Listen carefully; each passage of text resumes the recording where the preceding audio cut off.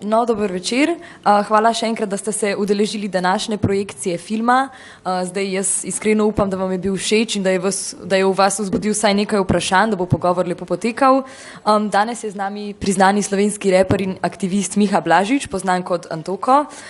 Drugač pa med pogovorom in po pogovoru pač vprašajte, karkoli vas zanima, če se navezujete na najina vprašanja ali pa tudi potem, ko že končamo mi z našim delom. Tako da upam, da boste uživali, pa lahko kar začnemo. Okay. Torej prvo eno čisto splošno vprašanje. Kakšni so tvoji prvi vtisi po filmu? Čau, dober večer vsem.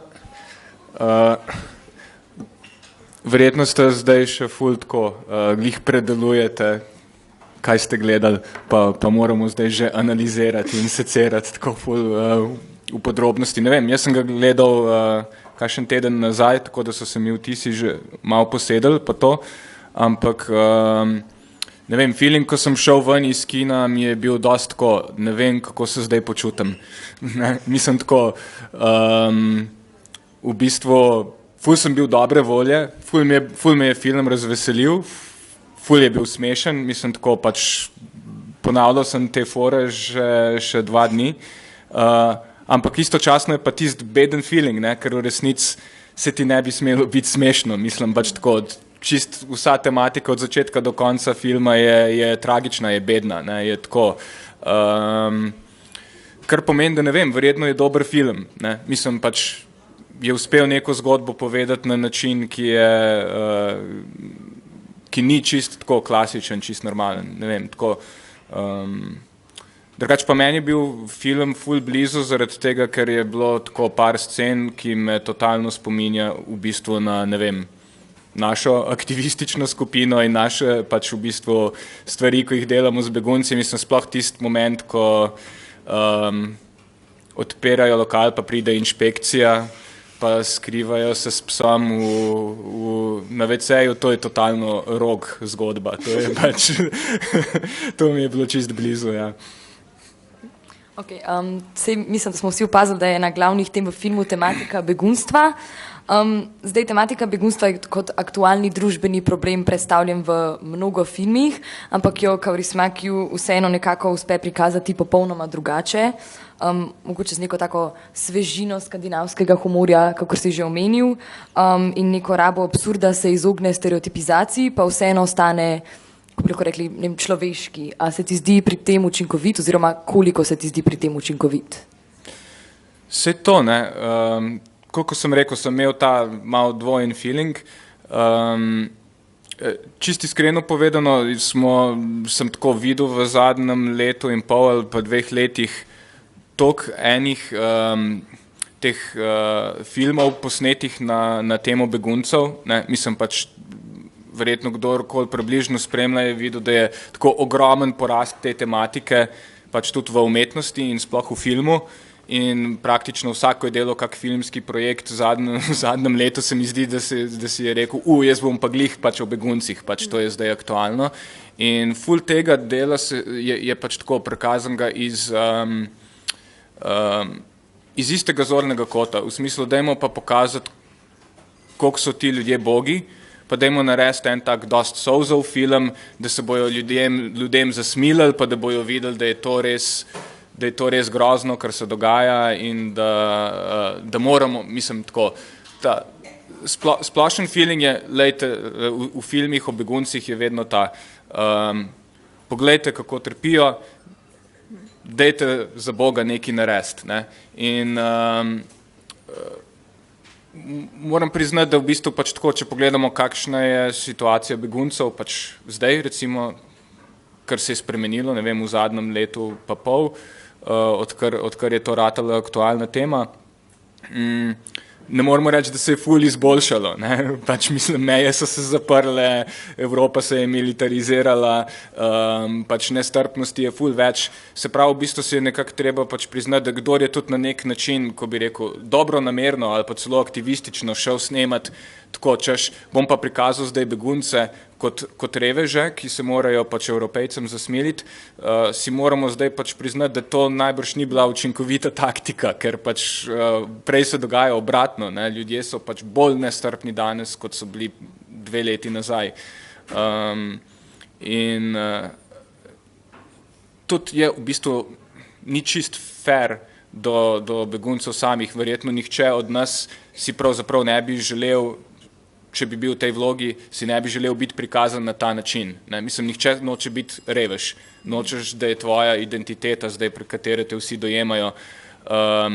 V tebe se pa moramo usmiliti, pa ti dati pač nekaj za jest, pa tako. Ne? Mislim, to je res ono minimalno človeško eksistenco ti priznavamo, ne?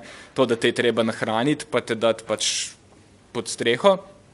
Ampak to ni, temu glih ne moramo reči človeško dostojanstvo. Ne? Tako da kar se mi zdi, da je cool naredil ta film, da si je vzel to kot izziv, da bo to temo pač čisto obrnil na glavo in prikazal na totalno drugačen način. In preskočil vse te solzave štorije, preskočil vse v bistvu to pač prikazovanje nekoga kot nekega begunca, kot pasivnega reveža in dela to na čist en svoj način. Ne. Zdaj ne vem, ne moramo reči, tle ni kriterija, da lahko rečemo, a mu je uspelo, ali mu ni uspelo. Ne. Pač, ampak je pa naredil nekaj ful drugačenega in jaz to ful pozdravljam. No.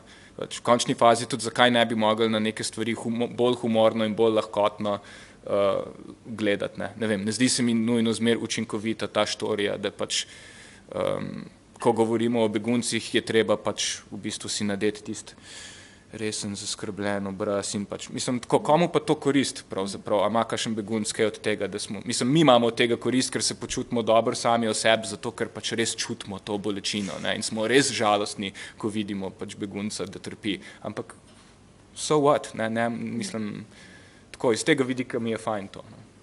Ok, definitivno. Torej, eden izmed tematskih drobcev je tudi prikaz hladne birokratske države. Bi mogoče lahko, glede na to, da tudi sam sodeluješ pri integraciji beguncev in so ti znani te problemi, ki se pojavljajo na tej poti, ko mora begunec se vključiti preko to birokracijo v državo. Če lahko komentiraš mogoče, kako to vpliva na dostojanstvo človeka, ko ni več obravnavan kot človek, ampak samo eden izmed prosilcev za azil. Ja, sej to je, ne. V bistvu, ko ti vstopaš v ta sistem obravnave pač za azil, ko si enkrat v temu mehanizmu noter, v bistvu živiš v enem čist paralelnem svetu. In to mi je recimo v tem filmu super prikazano. Ne. Tudi v bistvu to, kar je sicer ves čas tako zanalašč slabo odigrano in ful klišejsko in ful tako, dejansko kar se birokracije tiče, ni daleč od resnice. Ne. Mislim pač, te institucije, pa ta folk, ko dela v teh institucijah, res tako zgleda, res tako govorijo, res tako obravnavajo ljudi. Ne. Ja, tako, mislim, imaš Slovenijo in imaš Evropo in imaš ta normalen life, ki ga mi živimo in stvari, ki jih počnemo, in pa imaš pač azilni sistem, ki je pač sicer noter sred vsega tega, ampak je pač en čist paralelen svet. Ne. In ti na nek način si potegnjen ven iz tega normalnega lifea, živiš sred vsega tega, kaj drugi ljudje počnejo in gledaš to, ampak hkrati ti nimaš zares pravice početi nič od tega, nimaš papirjev, ne moreš delati, nimaš denarja, ne moreš iti, pač ne znaš jezika, ne štekaš nič, pač kaj je tam zunaj, imaš pa v bistvu pač to sobo in to poslo in to menzo in neke pač v belem oblečene socialne delavke in birokrate, ki ti pač nekako te servisirajo, da ne crkneš. Ne. In v bistvu, kar smo tako, v bistvu naša delovna skupina, odkar so recimo, je bil ta zadnje povečano število beguncev, prva stvar, ko smo se začeli družiti, smo opazili, da je to, kako te v bistvu ta sistem totalno pasivizira. Ne? Kako v bistvu folk, ko je prišel, so prej imeli normalno življenje, so imeli službe, familije, hiše, delali vse pač tako bolj ali manj kot mi. In ko so pač, kar živijo v Ljubljani, so pa totalne rastline, ne? Ker v bistvu pač dejansko so te sterilne sobe in te socialne delavke in to, da imaš pač tam streho nad glavo in da ti prinesejo hrano, To je to. In tudi karkoli počneš integracijskega kao, ne, se pravi, ko se te pelje na tečaj, na delavnice, na to, ono tretje, vse ful enih teh programov, ampak ves čas si nek pasiven prejemnik, ne, ker v bistvu vse to ni namenjeno temu, da bi ti vstopil zdaj v ta zunanji svet skupaj z vsemi drugimi, ki tle živijo, ampak glih zato, da se zamotiš v tem paralelnem svetu, v katerem živiš. In druga stvar, ko bi jo pa rekel pač pri birokraciji, je to, da v bistvu že nam, ki živimo tle, ne, in ki govorimo jezik in smo nekako navajeni na vse to, nam je birokracija ponavadi ful zastrašujoča stvar. Vsaj meni osebno je, ne, mislim tako, pač praktično karkoli lahko naštejem v dnevu, kaj bi raj počel, kakor da se bom zdaj pač lotil nekaj izpolnjevati za, ne vem, davkarijo ali pa za, pač ne vem, prijaviti neki, rihtati si dokument in to mi je pač tako res nočna mora in res se bojim, da bom kaj narobe naredil in ne vem kaj. Ne. Pač, zdaj si pa ti predstavljaj, da ta birokracija je v bistvu vse v tvojem life in odloča 100% o tvoji prihodnosti. Dogaja se po enem tujem jeziku iz strani enih institucij, ko tebi zgledajo pač kot vesoljci. Ne. Tako, ful je nelagodna pozicija. Jaz se recimo velikrat sem to usporednico v bistvu potegnil, ko sem živel na Japonskem in si poskušal status urediti, ne, pa pač valjda ne moreš primerjati s tem, da bi bil begunc, ampak vseeno to soočenje z recimo enim absolutno tujim birokratskim sistemom, ne, pač v državi, kjer ne govoriš jezika, pa kjer nimaš nekih frendov, nimaš v bistvu pač nekega zaledja socialnega, je to res ful grozno, tako, ne, v smislu ne moreš najeti stanovanja, ne veš sploh, kje bi se lotil tega, ne veš sploh, ne, mislim tako, telefona nisem mogel kupiti, brez da bi imel stalnega prebivališča, brez da bi ne vem kaj, ne, mislim, svoj Facebook imajo, pač, ko je drugačen od našega, pa moraš vnesti telefonsko noter, zato da se lahko prijaviš, ampak ne moreš dobiti telefonske, ker ne moreš telefona kupiti, ker nimaš stalnega naslova, tako, nič ne moreš, ko en debil si in za vsako stvar moraš prositi enega domačina, a mi lahko prosim pomagaš to narediti, ne. In tako, po moje, da minimalno 5 let rabiš, da lahko približno začneš shajati v eni taki novi družbi, ne. Pod pogojem, mislim, in to, če imaš nek denar in če imaš nek status urejen.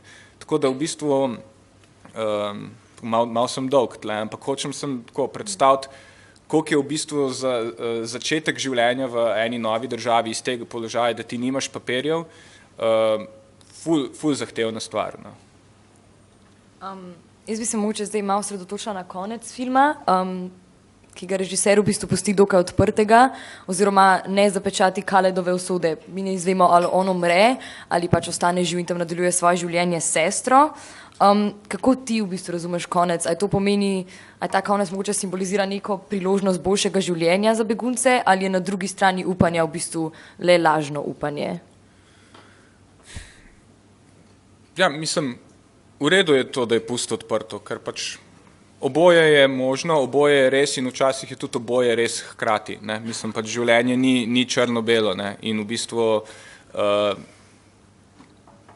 dejansko obstaja možnost, da si ti v novi državi urediš življenje, zaživiš v bistvu na novo, si ustvariš neko prihodnost in hkrati je tudi povsem možno, da je to ves čas hkrati pogojeno z enim nelagodjem, z enimi travmami, ki te spremljajo, z enim, ne vem, pogrešanjem doma in družine, ki mogoče pač ni mogla priti in tako naprej, ne. Tako, mislim, da so to zgodbe, ko se nikoli ne končajo, čisto res, ne. Kul je, da je pusto odprto.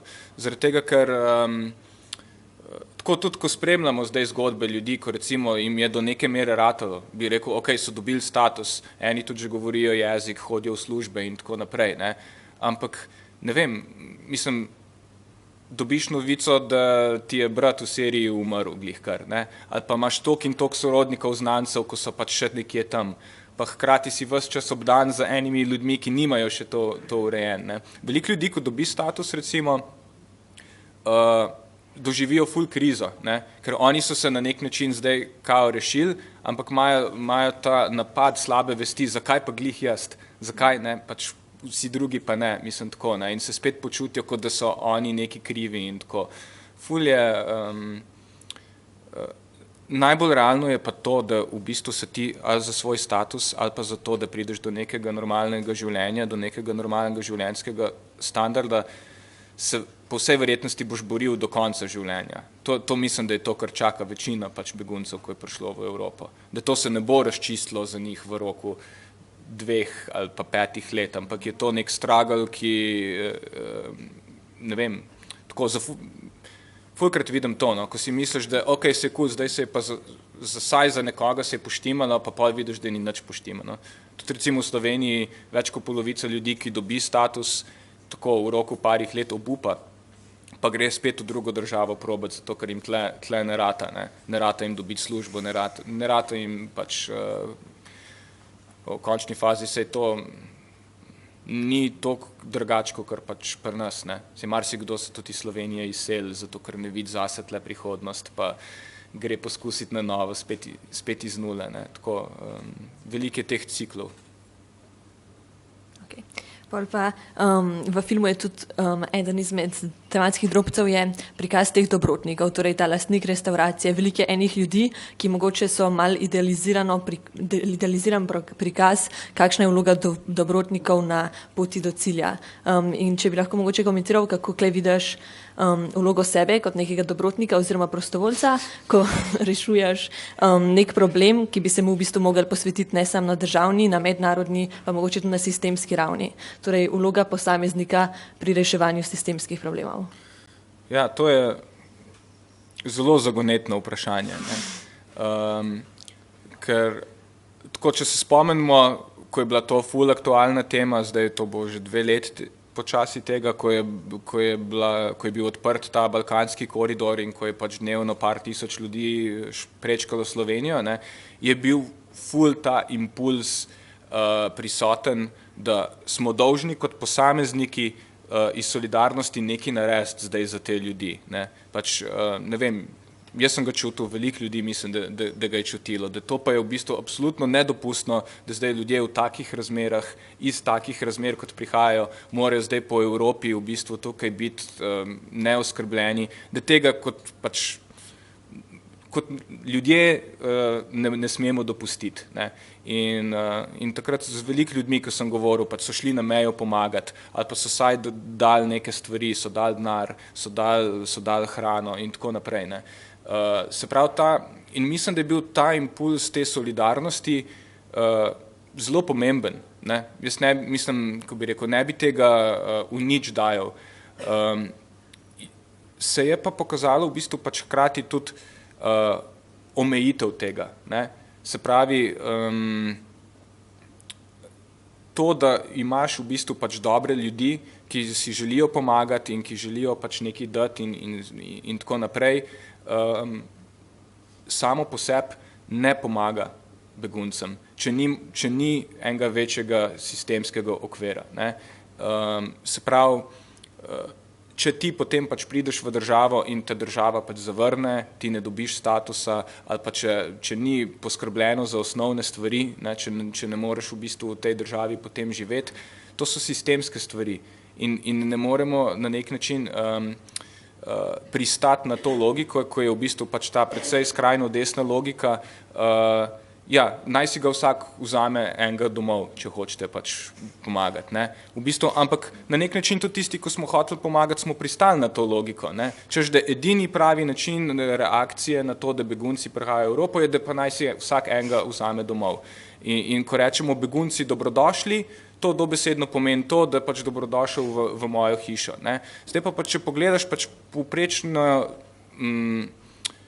slovensko sosesko, pač in povprečno stanovanje, v katerem živi nekdo, ki pravi begunci dobrodošli, pač osebno pripravljen 100% svojega življenja podrediti, pač da bo nekdo pač lahko tukaj bival, potem pač si jih nagoditi in odpreti svoj dom, ki je po vsej verjetnosti tudi v bistvu ti si ga komaj privoščiš, ali pa ni dovolj prostora, mislim, pač veliko ljudi v Sloveniji tudi težko najde stanovanje in tako naprej, ne. Predvsem pa gre za soseske, ki so pač velikrat zelo nesprejemajoče do tujcev, ne. In če ti v bistvu, kaj to pomeni potem vzeti si koga k sebi domov? To pomeni to, da v bistvu ti popolnoma spremeniš svoje življenje in se prilagodiš na potrebe nekoga, ki tukaj nima nič. Ne? In realno gledano je to fajn, da so ljudje pripravljeni to narediti. In mislim, da moramo biti pripravljeni to narediti. Hkrati pa je to zelo, zelo veliko breme za pričakovati od ljudi, pač, in to v državi, kjer imamo popolnoma vse pogoje, da sistemsko poskrbimo za begunce, ki prihajajo, ne da bi to terjalo osebne žrtve od nekoga. Ne. Se pravi, smo v bistvu postavljeni v nek položaj, kjer in na ta način se vedno v bistvu pač podpornike beguncev na nek način izsiljuje. Če ti nisi osebno pripravljen 100% svojega življenja podrediti, pač, da bo nekdo pač lahko tukaj bival, potem pač si hina. To je ful smešna pozicija. Se pravi, kaj? Zakaj pa imamo državo? Zakaj pa imamo pač socialni sistem? Zakaj sploh imamo v bistvu vso moderno infrastrukturo, pač, ki smo jo postavili? Ne? Ravno zaradi tega, da se breme porazdeli pač, in da so posamezniki da smo čim manj obremenjeni en z drugim, hkrati pa skupaj prevzemamo odgovornost za našo skupnost. To je poanta pač sodobne države. Ne? In če to zanikamo, potem lahko z istim argumentom rečejo, da nekdo, ki pa ne podpira begunce, je pa sam lastnoročno dolžan vzeti puško v roke in iti na mejo, stražiti pač v gost, kjerkoli, že zato, da ne bojo prehajali. Zakaj bi pa jaz plačeval zdaj za to žico, pa za te policaje, pa ne vem kaj, če jih pa jaz podpiram. Ne? Naj jih on sam ustavi na meji. Mislim, to je pač tako neka dost absurdna logika. Skratka, zdaj sem malo zašel, ampak kar sem hotel reči je, da individualna dobrota pač in solidarnost sta pomembna, ampak pomembna sta ne zato, ker sama po sebi rešujete stvari, ampak informirata to, kakšen bi moral biti sistem. Se pravi, mi vzamemo to, kaj čutimo, da sistem bi mogel biti. Čutimo to, da bi mi mogli biti država, ki je sposobna pač poskrbeti za ljudi, ki potrebujejo pomoč. Mogla bi biti država, ki je sposobna biti solidarna in tako naprej. Pač, ampak če poanta je v tem, da to prenesemo na sistem, da sistem pač proizvaja to solidarnost, da je sistem zmožen pač imeti toliko in toliko socialnih stanovanj, da je sistem zmožen poskrbeti za toliko in toliko služb. Ne? To je v bistvu pač, to je na nek način to, kar mislim, da ta občutek, da moramo biti dobri, da je treba prenesti na to višjo raven. Ne? In tega je ful premalo. Nismo navajeni več politično razmišljati, ker ne gledamo tudi na migracije kot na politični problem, ampak gledamo na to, kakšen je moj individualen odnos do tega, kako se jaz ob tem počutim, ne? Kaj begunci pomenijo meni. Pač, nobenega ne zanima, kaj begunci pomenijo tebi. Ne? Pač, pomembno je to, kakšen sistem imamo, kakšno državo imamo. Ne? In to je v bistvu logika, ki v bistvu, ko obravnavamo begunce, je pač res ful karikaturna. Ampak v resnici to isto logiko uporabljamo tudi, ko obravnavamo socialne probleme in revščino in brezposelnost med slovenskimi državljani ali pa pač prebivalci Slovenije. Isto je. Ne?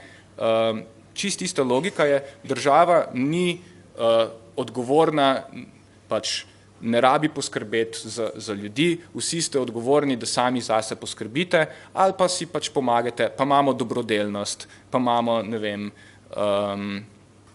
zbiramo denar za lačne otroke, pač ne moramo čez parlament spraviti, da bi imeli pač pokrite šolske malce, ampak pa imamo pa na valu 202 na nacionalnem radiju, pač botrstvo, ne, pa pač ljudje pač nekaj dajo, pa se dobro počutijo. Ne. Pač jaz bi se ful boljš počutil, če bi ti ljudje pač pritisnjeni na politiko, da pač ta program naredi institucionalen, da je to samoumevno, da pač nimamo lačnih otrok v šolah, a ni to ful bolj solidarno. Ne.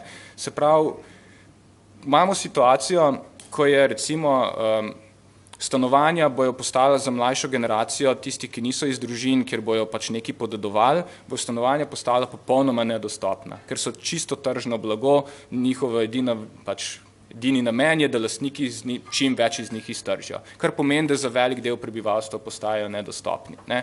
To je pač realen problem. Ne.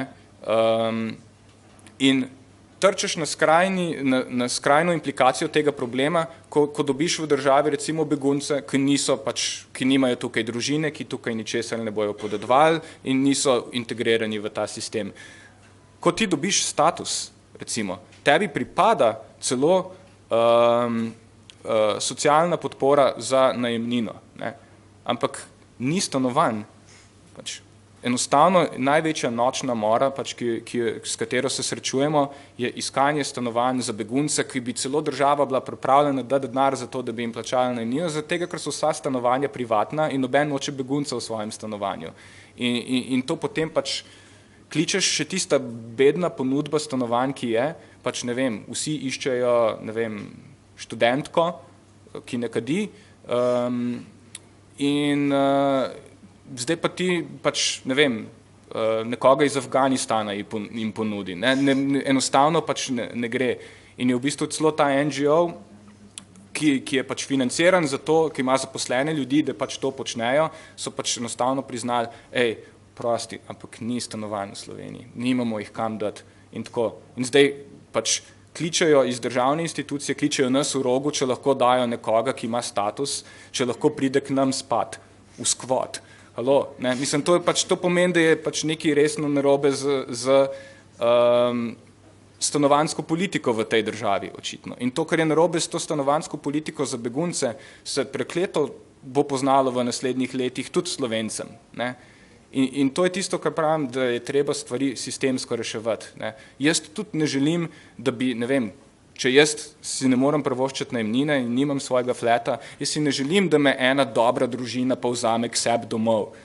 Jaz si želim biti samostojen v svojem stanovanju in želim si, da država pač mi to omogoči, ne pa da mi omogoči en dobrotnik, ne. To je, in treba je razmišljati politično in ful imamo premalo tega.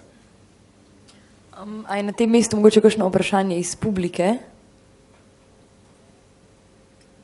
Karkoli. Ja, fejno. Ja. Bomo. Lahko samo mikrofon vam damo, da se sliši bolje. Ta zgodba iz Šenčurja, ki je zelo pretresna, ko so se zelo postavili proti temu domačini, da se neki begunci naselijo tam v bližini nekih praznih halah. Kako je pa s tem, vi to rešujete, recimo, imate take lokacije, ko so prazne, zakaj pa tam ne ustvarite pogojev za te begunce? Da se to še da rešujete na ta način? Aha, ja.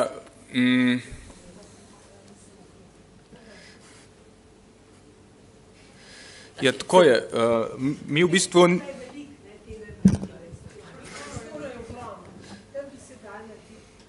Niti najmanjši problem ni prostor. Ne? Mislim pač, reči, da je v Sloveniji pač premalo prostora, je tako resno, je kdo kdaj letel pač čez Slovenijo z avionom. Mislim pač, saj ni nič nikjer. Mislim pač tako... Slovenija je prazna, pa 20% pač bajt v tej državi je praznih, noben ne živi v njih. Ne? No ja, od ta skladišča, kot so bile danes v tem filmu.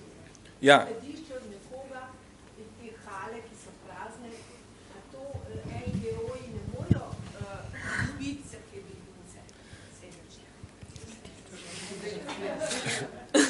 Zdaj pa v redu. Ne, mislim... Jaz bi drugače postavil vprašanje, zakaj je ljudi treba dati v prazno industrijsko halo? Zato, ker ni stanovanj, ste rekli. Ja, mislim, zdaj konkretno ne, to s temi halami, to je bilo mišljeno kot rešitev na to, kam dati ljudi spat, kadar pač jih 10.000 na dan pač pride čez državo. Ne? In tle je recimo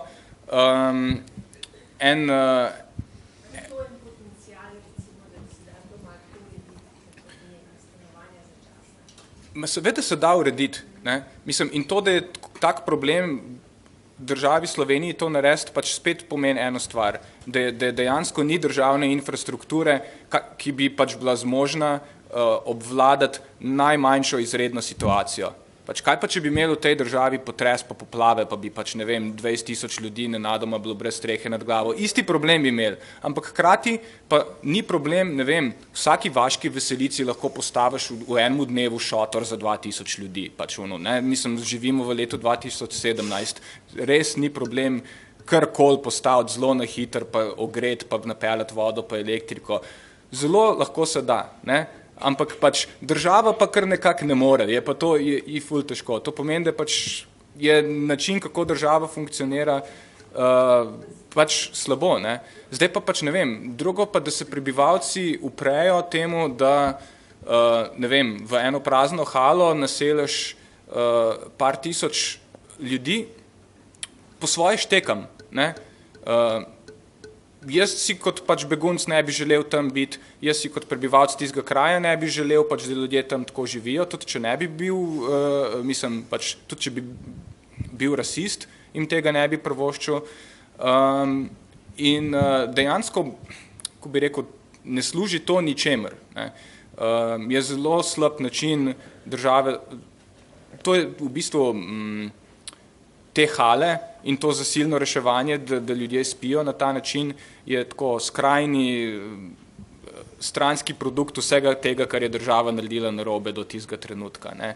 In v bistvu po svoje treba razumeti, tam ima nekdo vprašanje. Ja, pač te hale so v bistvu točno ta primer, ki ste ga prej omenili, ko je ta begunc, ki je prišel ta kal, nekaj takega, ko je prišel ta tak notranji zunanji svet, tiste spalnice, kjer je dobil pač zobno ščetko pa poslo in se ni mogel vključiti, to so točno te hale, se mi zdi, pač ker bi dejansko sam dobil poslo in naš drugega, zaradi tega, ker pač to, ko ste prej omenjali, pač je, valjda ni problema postaviti šotor za veselico, ampak je problem postaviti šotor za ljudi, zaradi tega pač, ker je razlika, za koga to delaš. Pač a dela zase, a dela za druge. In pač kot dejansko kolektiv pač noče delati za nekoga drugega. Ja, bi pa rekel, da tudi če si v taki situaciji, če si tako, kot je bila recimo država Slovenija, leta 2015-2016 popolnoma nepripravljena na to, kar smo sicer vsi vedeli, da se bo zgodilo, ampak pač popolnoma nepripravljena in nesposobna, je vse en način, kako je potem začela izvajati to naseljevanje ljudi, tle je spet še eno stvar, treba reči, ful jih je malo, ne, pač prosilcev za azil v Sloveniji je 300, pač če, ne, se pravi, mislim, smešno, ampak v bistvu tudi način, kako se loti zdaj potem to, da bomo zdaj pa nekje nekoga naselili, je skrajno nespretno, ne. Dejansko ljudje v nekem lokalnem okolju doživljajo, kot da prihaja invazija, ne. Pač, in zakaj to doživljajo? Zaradi tega, ker je država in ves čas to tako prikazovala. Zato, ker ko je Cerar govoril o tem, da prihajajo begunci, je govoril o varnosti, o tveganju, o nadzoru, o terorizmu, pač o žici in vse to. Ja, zdaj pa pač naseli te ljudi v Šenčur. Pač, problem boš imel z ljudmi, ne? Zakaj? Pač naredil si ta problem, ne?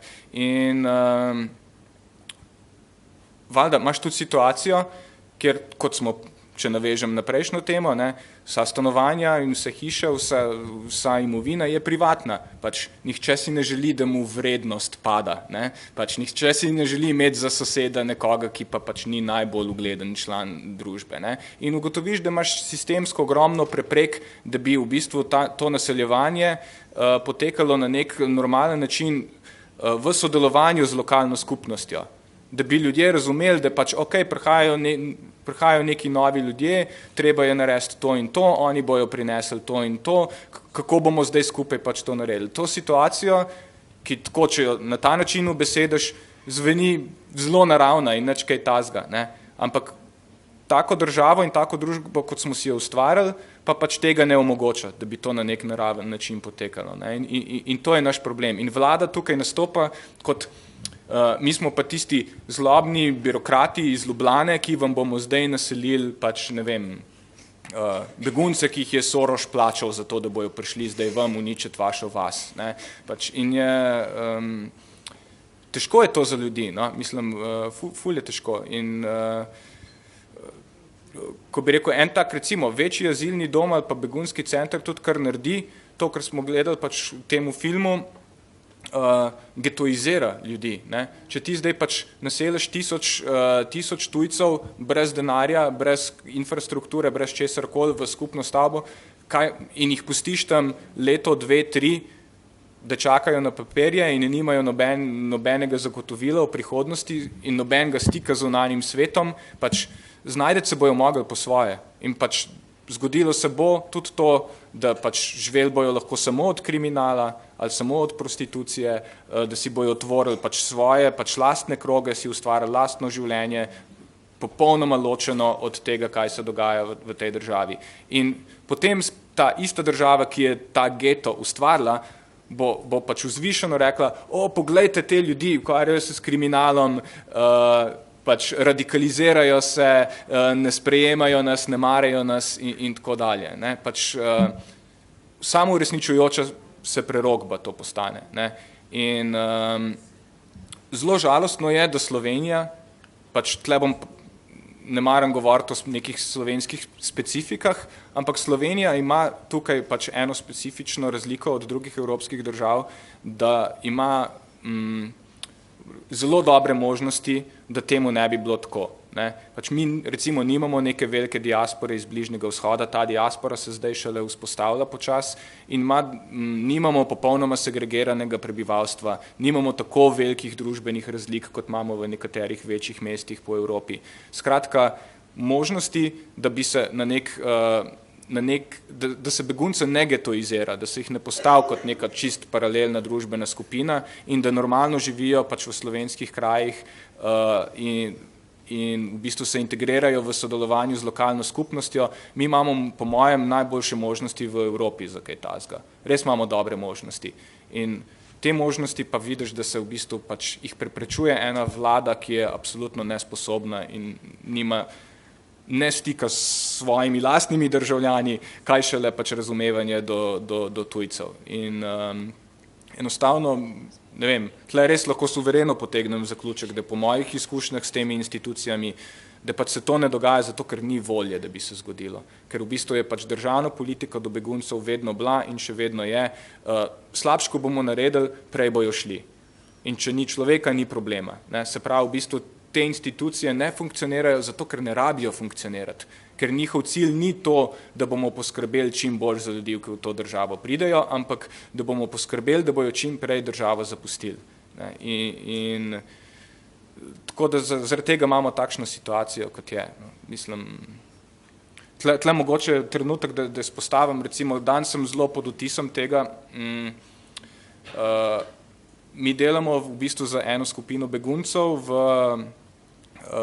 v Rogu, v ambasadi Rog in v bistvu je poanta tega, mi smo želeli malo to logiko, kako jih država pasivizira, obrniti na glavo in v bistvu njim dati tam vlogo, funkcijo, da lahko sami upravljajo prostor, sami si ustvarjajo dejavnosti, na nek način, da imajo en prostor v Sloveniji, kjer pa na nek način je njihov in imajo v bistvu, ko bi rekel, nek vzvod biti normalen človek in na normalen, enakovrednejši način v bistvu komunicirati z lokalci. Ne. In tle se je formirala ena ful dobra, močna skupina ljudi iz Sirije, iz Irana, iz Iraka, iz Afganistana, iz Eritreje, iz Nigerije, mednarodna skupina, ki se mi zdi, da ful dobro funkcionira. Tudi to je ful redkost v Sloveniji, da se te skupine mešajo, zaradi tega, ker nimamo toliko velikih diaspor in je ful bolj internacionalna. In v bistvu, kar se nam je zdaj zgodilo, da je to, da tisti ljudje, ki so najbolj integralni tle pri integraciji drugih beguncev, ki v bistvu največ delajo za to skupnost, v bistvu so se in naučili jezik in postali ful aktivni in se ful vključili v okolje, jih zdaj Slovenija deportira na Hrvaško. Ne? Po 2 letih. Po 2 letih smo v situaciji, ko ne vem, imamo 45 let starega gospoda iz Sirije, Ahmada Šamija, ki je organiziral brdo enih stvari tle, ki se je naučil slovenščino, ki je v bistvu vse prepreke pač dal čez, po 2 letih nam na Ministrstvu za notranje zadeve rečejo, ja, lejte, pač nimamo kaj, tak je pač dublinski sistem, moramo spoštovati uredbe, to ima lahko posledice, in to je to, in v tej situaciji smo zdaj. Ne? In skratka nekaj, kar se je, tiste pozitivne zgodbe, ki se zgodijo, ko se nekaj zgradi, potem pač država sesuje. Brez kakršnega koli razloga, razen to, da pač tako pač gre. Ne? In to je to. In enostavno lahko potegnem zaključek, da pač politiki slovenski ni v interesu to, da bi imeli funkcionalno mednarodno multikulturno skupnost, da bi imeli dobre integracijske programe, da bi se ljudje lahko vključevali. Pač enostavno ni, ker drugače bi prepoznala te pozitivne primere in bi jih nagrajevala. Namesto tega jih pa sankcionira. Ne. Tako da... Je še kakšno vprašanje iz publike drugače? Ko smo li govorili o tem, da ni nekega sožitja, da želimo samo ali poskrbeti za njih in se znebiti torej, beguncev. Pa sem spomnila na to situacijo v filmu, ko je njegov kolega iz azila ni imel kam, ni mogel dobiti službe, ni mogel, želel je v bistvu svojo družino spraviti, ampak ni mogel, je rekel, ker sam rekel, rabo 3 dela, da bi lahko delal, nihče mu ni hotel ponuditi službe, v bistvu je pa bil, kaj je rekel, zdravnik, zdravstveni tehnik, ja. Se pravi, izobražen človek, vse, kar bi potreboval, je imel, ampak mu država pač ni, niso njegovi pač dokumenti oziroma nič ni tam štelo, kjer je bil. Se pravi, kako lahko sploh nekdo, kako lahko pridemo do tega sožitja, pač, če, zakaj država sam ne izkoristi tega, pač, ljudi, ki bi, mislim, dobro bi delili, pač, veste, s kje shajam, ne, da, zakaj se želimo znebiti teh ljudi, a se bojimo, da nam bojo vzeli, mislim, nekateri se bojo, da jim bojo vzeli službe ali pa kaj takšnega. Zakaj z tega ne bomo gledati z vidika, da bi lahko to doprineslo državi, da bi imeli več izobraženih ljudi, tisti, ki so, da bi,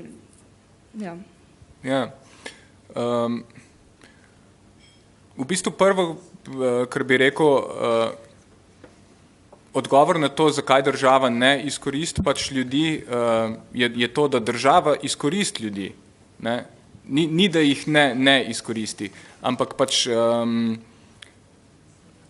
ko bi rekel, država preko svojega odnosa do migrantov ustvarja v bistvu usporeden sloj prebivalstva, ki s tem, da nima istih papirjev, nima istih pravic, in je pripravljen delati karkoli, zato da lahko živi in ostane, pač s tem dobimo v bistvu eno rezervno, zelo poceni armado delovne sile, ne? Ki se potem znajde v kleteh raznih kuhenj, na izkoriščevalskih agencijah za posredovanje dela, na gradbiščih in tako dalje. Ne? Skratka, v bistvu bom bil konkreten. Recimo v Italiji praktično vsak dobi status, ampak potem, ko imaš status, nimaš nič. In potem ti ljudje, 100 000 Nigerijcev in Afganistancov in ljudi iz vse povsod, delajo pač za 1 evro na uro, ne? Pač v napol suženskih ali pa suženskih razmerah. Ne? Se pravi,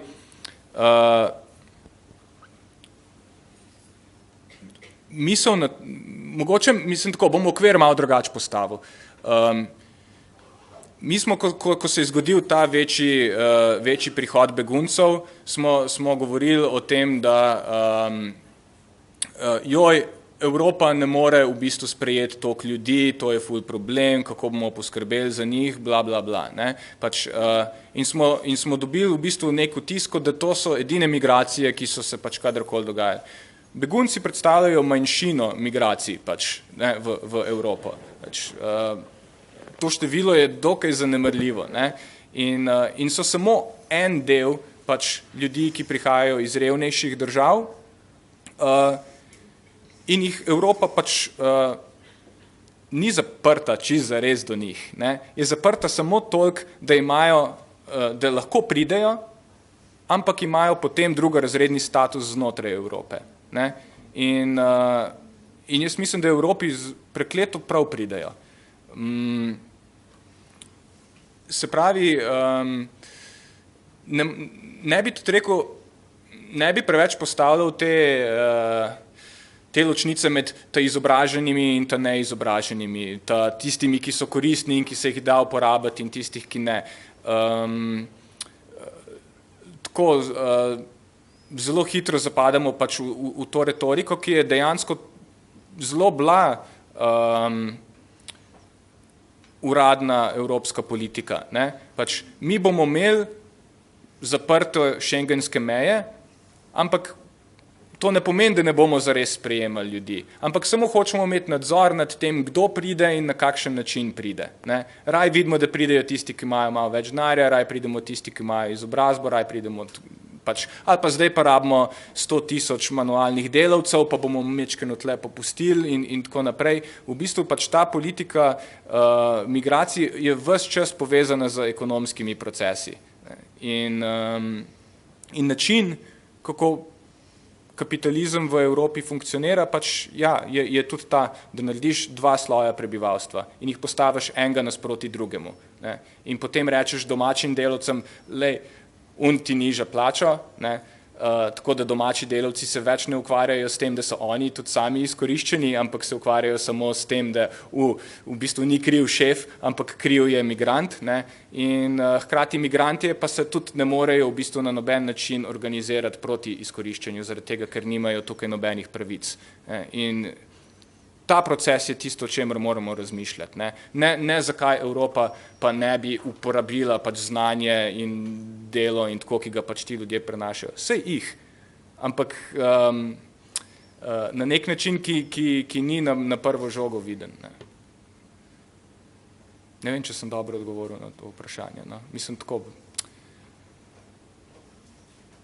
Kaj pa mogoče še to, izpostavili smo že, da je pomen države ključen pri tem procesu, ampak kakšno avtonomnost pa v bistvu ima država, ko je del Evropske unije in ki mora slediti tej politiki, ki jo pač fura Evropska unija, torej ta neoliberalizem in vse, kam pride v tem paketu? Kar se tiče v bistvu prehajanja meja, ima Slovenija recimo konkretno zelo malo avtonomije, ne? Tukaj je v bistvu pač zelo čutiti, da je v bistvu pač državna politika se zelo odziva na to, kakšne so smernice Nemčije, Avstrije, pa severnih sosedov. Ne. In smo lahko opazili, da prej je recimo, dejansko vsa razlika je v tem, da je v prejšnjih letih so bile šengenske meje, pač meje te tako imenovane trdnjave Evrope, pač postavljene na Mediteranu, postavljene so bile zunaj Evropske unije, begunce se je pač zadrževalo v Turčiji, v Libiji in v drugih državah Bližnjega vzhoda in je bila pač v bistvu naloga teh držav, da preprečujejo, da bi ljudje v večjem številu prihajali v Evropo. Ko to ni bilo več vzdržno, ko smo recimo pač tudi z pomočjo mednarodnih sil sesuli Libijo in cel Bližnji vzhod in ko je Turčija čedalje bolj nestabilna, to zdaj ni več možno do te mere. Se pravi, vidimo, da ljudje prihajajo v večjih številkah in zdaj je naloga balkanskih držav, da postanejo to, kar so bile prej Turčija pa Libija. Ne? Mi moramo zdaj postati malo bolj kruti, pa malo bolj fašistični, pa postaviti te ograje, pa to. Ne? To ni v bistvu zdaj stvar ene specifične slovenske mentalitete, da mi pa pač hočemo imeti ograje in hočemo, da bi ljudje pač hodili čez in tako naprej. To je tudi stvar, ki si jo Nemčija zelo želi. Ne? Hoče imeti ta možnost tega nadzora in Slovenija jim ga daje. Ne? Tako da, kar pa ima Slovenija avtonomijo, je kako bi vodila azilno politiko potem znotraj pač državnega okvira. Se pravi, koliko pozitivov bi dala, koliko statusov, kakšne razmere bi uredila potem ljudem. Tukaj lahko država sama pač odloča. Ne? In se je država pač odločila, da jim ni v interesu pač podeljevati statusov in omogočati dobrih razmer, ker raj vidijo, da ti ljudje grejo naprej. Na tem mestu še kakšno vprašanje? Ok, pa še malo zamenjamo temo. Torej, prikazano je tudi ta porast islamofobije, rasizma, neonacizma, pa če bi lahko mogoče komentiral ta vzpon, porast.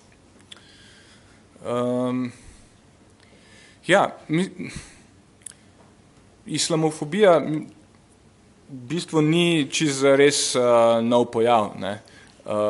Dejansko mislim, da se je ta podlaga za to gradila dolga leta. Mislim tako, zadnje čase se dosta ukvarjam s tem, če v bistvu gledaš reprezentacijo pač ljudi iz Bližnjega vzhoda v filmih zadnjih 20-30 let, ne, pač je to naravnost neverjetno. Ne. Mislim pač je v bistvu dejansko edina podoba tega vzhodnjaka, ki ga je lahko nekdo v Evropi dobil, edina podoba Arabca pa muslimana, ki si ga bil na Zahodu deležen, je bil pač terorist, ne, ali pa pokrita ženska, pač pasivna, ki je po možnosti tudi terorist. No. To je v bistvu kulturni input iz celega pač islamskega sveta, ki šteje 1,7 milijarda ljudi na svetu, pač je to ena generalna slika, ki jo imamo. Ne. In na to podlago, mislim, to, da je to na ta način nastalo, seveda ni naključje, ne. Ampak na to fantazijo je potem zelo lahko graditi državno politiko. Ne. In dejstvo je, da pač ZDA tudi v sodelovanju z nekaterimi evropskimi državami pač že dolgo časa pač bije interesno vojno na Bližnjem vzhodu in proti pač pretežno muslimanskim državam. Mislim, da jih ne zanima islam sam po sebi, ne zanima jih, a je ena država islamska ali kakršnakoli že, pač zanima jih njihova nafta. Pač, ne. In katerakoli religija sedi na tisti nafti, ga je pač najebala. Ne. In v tem smislu, če se ti hočeš iti vojno proti nekomu, pač mora prebivalstvo tvoje države na nek način imeti en razlog, zakaj se gre vojno proti tem ljudem. Ne? In načeloma si nihče od nas verjetno ne želi pobijati ljudi v enem tretjem koncu sveta. In težko je prepričati v bistvu ljudi, da je pa treba zdaj vse resurse pač usmeriti v to in poslati tisoče vojakov nekam, kjer v bistvu v neko državo, za katero si morda prvič slišal. Ne. Obstaja neka, tudi se mi zdi, elementarna solidarnost med ljudmi po svetu, pač da se ne želimo pobijati med sabo. Ne. Želim si to verjeti. Tako da, če se hočeš iti vojno, morajo tisti ljudje, proti katerim se greš vojno, ne biti ljudje. Ne. Treba jim je to pač oduzeti. Se pravi, so neki drugega in dodeliš neko drugo vlogo. In v bistvu način, kako se je gradila podoba muslimana skozi ta desetletja, je pač v bistvu upravičevala to, da smo pač te države bombardirali, okupirali, plenili in tako naprej. Ne. In kar je paradoks, je pa to, da so ti procesi hkrati potekali s tem, da se je financiralo in oboroževalo in sodelovalo z najbolj radikalnimi skupinami v teh islamskih državah. Ne. Pač, skratka, v nobeni točki ne bomo zagledali, recimo v zgodovini zadnjih, mislim, da zdaj že kar čez 50 let, kdaj bi bila ZDA ali pa Evropa v sporu z Saudsko Arabijo, pač največjo izvoznico vahabizma. Ne? Pač enostavno zaradi tega, ker je ta teokratska diktatura pač dober partner. Ne? In ko se je bilo treba iti vojno proti Rusiji v Afganistanu, ni bilo problem financirati in oboroževati in trenirati mudžahedine. Ne? Pač, in skratka, celoten ta proces je pomagal ustvariti tudi tiste pač najbolj skrajne, najbolj zastrašujoče podobe pač islama, ki danes v bistvu so že na las podobne tistim reprezentacijam, ki smo jih gledali v teh filmih. Ne? Skratka, kot da bi se v bistvu pač islamska država učila iz ameriških filmov, kaj moraš biti zato, da zares preplašaš Američane. Ne? Tako da dejansko pač ta celoten proces, skozi katerega se je upravičevalo to plenjenje in to okupacijo in to kolonizacijo, je pomagal proizvesti pač to zelo skrajno in zelo destruktivno obliko islama, ki pač mislim, da je fašistična in da moramo biti do nje absolutno nestrpni, pač če se lahko tako izrazim. Ne. Je pa v bistvu, kako lahko nekdo v Evropi loči med temi silami, med temi smernicami. Za nekoga v Evropi je 1,7 milijarda muslimanov na svetu ista stvar. Ne. In ta podoba in ta strah, ki jo imajo ljudje pač pred islamsko državo, pač seveda tudi zelo danes služi notranji politiki v Evropi. Ne. Možno je zdaj pač kot politična stranka recimo mobilizirati ljudi na podlagi njihovega strahu pred teroristi, pred temi skrajnimi pač radikalci, ki tudi v bistvu občasno predstavljajo neko nevarnost tudi evropskim prebivalcem. Mislim, minimalno nevarnost, ampak recimo temu, da medijsko zelo udarno. Ne. In tako da gre za dve plati istega kovanca. Ne. Danes smo prišli do tega, da to, kar sta evropska in ameriška politika povzročila na Bližnjem vzhodu, se pravi skrajni radikalizirani islam in to, kar sta povzročila v svojih lastnih državah, skrajno desnico, pač sta totalno komplementarni sili, ki ne morata ena brez druge. Ne? Kaj bi zdaj en skrajni desničar, če ne bi bilo pač islamskih teroristov? In kaj bi islamski teroristi, če ne bi evropska desnica diskriminirala proti beguncem in muslimanom? Mislim, Trump je za njih veliko darilo, ne? Tako kot so oni veliko darilo za Trumpa. In si na ta način pomagajo v bistvu okvirjati celotno naše bivanje v naših državah skozi prizmo strahu in varnosti. To je vsa debata, ki še je. Ne. Dejansko pač volitve se več ne odvijajo na podlagi tega, kakšne ekonomske probleme bomo reševali, kako si bomo zastavili pač našo prihodnost, ampak kako bomo varni pred to ali ono grožnjo. Ne. In je v bistvu en tak pač začarani krog, iz katerega se zelo težko izkopljemo ven. Ne. In v bistvu ta identitetna nacionalistična politika v bistvu čedalje bolj prevzema ekonomska vprašanja. Ampak, ne vem, mislim tako, če si privoščam malo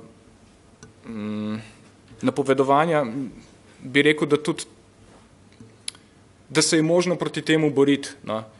Ni se možno boriti proti temu na ta način z neko z poudarjanjem identitet, češ, moramo se imeti vsi radi med sabo, moramo se vsi razumeti, pač ne, mislim tako, nobene neke instantne multikulturne rešitve ni na vidiku. Ne.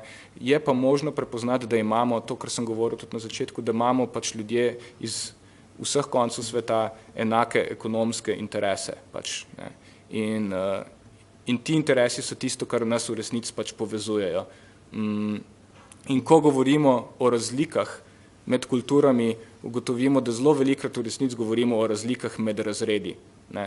Pač, ker nekdo, ki je pač, tako bom rekel, bogataš iz Sirije ima veliko več skupenega z bogatašem iz Slovenije, kot ima skupenega z enim revnim Sircem. In tisti revni Sirc ima tudi več skupenega z revnim Slovencem, kot ima revni Slovenc skupenega z bogatim Slovencem. No, zdaj, če na tem mestu ni več vprašanj. Dajte še kaj. Neč, ok. Ok. Aha, ok, sorry.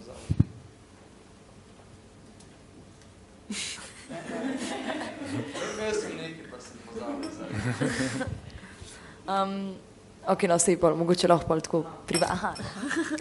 A potem vidiš cel ta problem, zdaj, če govorimo zdaj konkretno o begunski krizi, ali pa katerikoli drug problem, a izvira pol vse iz človeškega pohlepa in do neke mere iz tega, iz svobode, mislim, iz tega, kakšno svobodo daje kapitalizem človeškemu pohlepu, da se razvija v modernem svetu? Ne vem, koliko nam beseda pohlep tle lahko služi kot neka orientacija. Pač Ja, mislim, definitivno lahko rečemo, da živimo v sistemu, ki terja nenehno hlepenje po več. Rabimo neprestano rast, rabimo neprestano potrošnjo, če si pač jaz in ti iz dneva v dan ne želiva nekaj novega, potem sistem ne more funkcionirati. Ne? Pač, in v bistvu to tudi terja neprestano iskanje novih pol, ki jih še lahko izkoristimo. Ne? Kje na planetu pa še nismo vrtali, katerega resursa pa še nismo izkoristili. Kaj pa, če bi ljudje pa, ne vem, malo manj spali, da bi malo več delali. Ne? Pač v bistvu vedno obstajajo še neki tereni, ki so neraziskani in v katere moramo še poseči. Ne?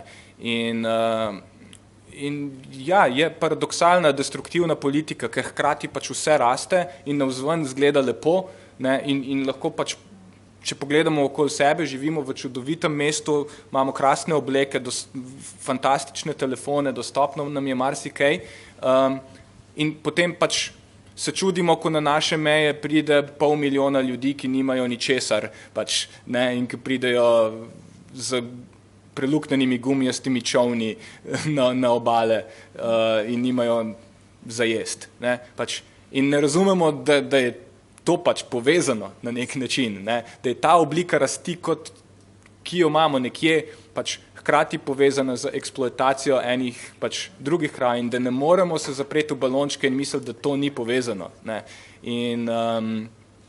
In ker ljudje pač, ja, tle bi mogoče rekel, ne vem, če je to pohlep, ampak je v bistvu,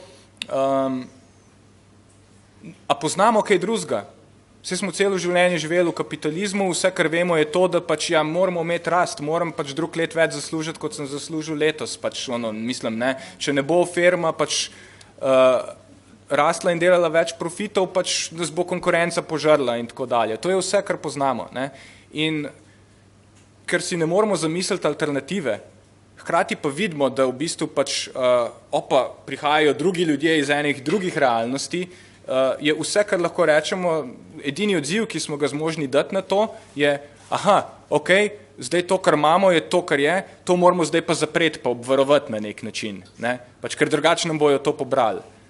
In v bistvu ful vidim to, no? Mislim, tako dosti hodim po šolah, pa se pogovarjam tako tudi z osnovnošolci in to, in mi je zanimivo gledati te odzive, ko pač v bistvu poštekaš to Trumpovsko logiko, zakaj je Trump ljudem všeč, ne? Pač, ko ti en osnovnošolc prebije, ja pa vse prav, zakaj pa bi v bistvu pač jaz zdaj se mogel krivega počutiti, da jaz pač tle živim, pa imam to, en drug pa ne more imeti, jebi ga, ne, tako pač je. Ne. Se pravi, ni zdaj on individualno kriv za to, da tako razmišlja, ne, ampak pač nima realne alternative kot to, ne, in potem ponotranjiš to neenakost. In jo narediš kot pač, ja, potem pač očitno tako na svetu je in tako mora biti. Ne. In to mislim, da je tisto, kar je kapitalizem na koncu proizvedel. Je to neko krutost, ne. Ko dejansko lahko spremljamo potem to militarizacijo mej in te deportacije in te utopljence in tako dalje in sprejmemo to kot neke vrste naravni red stvari. Ne. Pač, češ, tok pa tok tle v Evropi imamo, ni dosti za vse, ne moramo zdaj kar tega deliti. Tako da pač, sorry, lej, ne. To mislim, da je, no, krutost je tisto, kar nas v bistvu, kar trenutno rešuje pač to nefunkcionalnost tega sistema. Ok, no, zdaj bom pa, po mojem, še zadnjič vprašala za vprašanja. Zdaj, če jih res ni, bi se vam radi vsi zahvalili, da ste danes prišli, si ogledali film in ostali na pogovoru. Če bi se pa kdo rad pridružil dijaški skupini Iskrica, pa lahko obišete našo Facebook stran ali pa kontaktirate naju po tej projekciji. Drugače pa hvala vsem, da ste prišli, pa še enkrat hvala Kinodvoru in Kinotripu, da ste nas gostili. In seveda našemu gostu.